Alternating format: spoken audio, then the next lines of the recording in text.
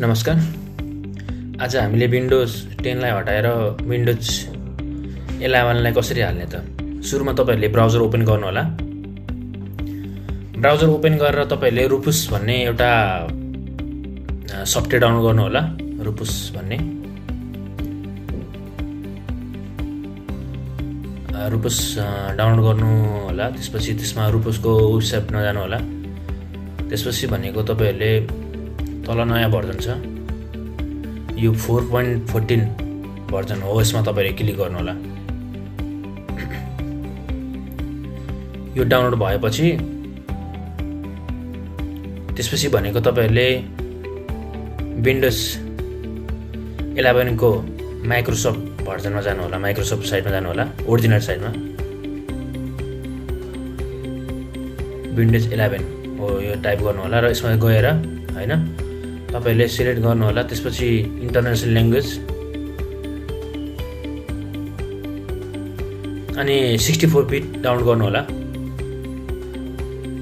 64 beet download गरेपछि तपाईहरु मसँग मैले अलरेडी डाउनलोड गरेको छु हैन।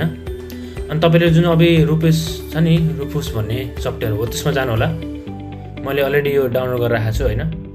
त्यसलाई ओपन गर्नु होला।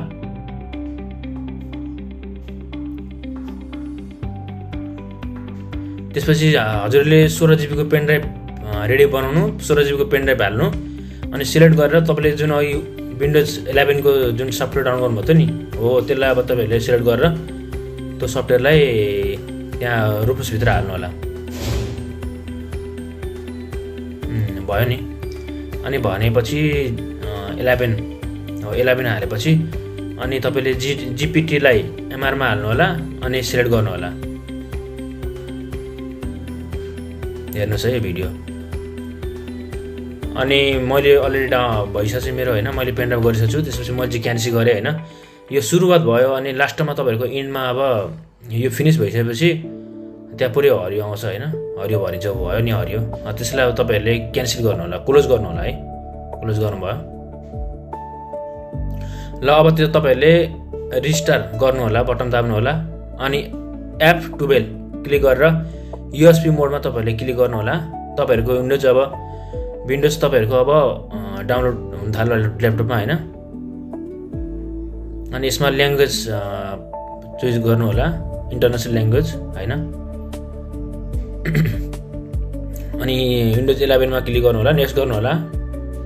अनि I don't have key number तपाईहरुसँग छैन हैन, यो त फ्री भर्जन हो नि त। विन्डोज 11 प्रो गर्नु होला, एक्टिभ भएन। त्यसपछि तपाईहरुले अब यसमा छानेर कुन उसमा हाल्ने हो, डिस्कमा हाल्ने हो, त्यसमा तपाईले सिलेक्ट गरेर यसलाई गर्न सक्नुहुन्छ। धन्यवाद।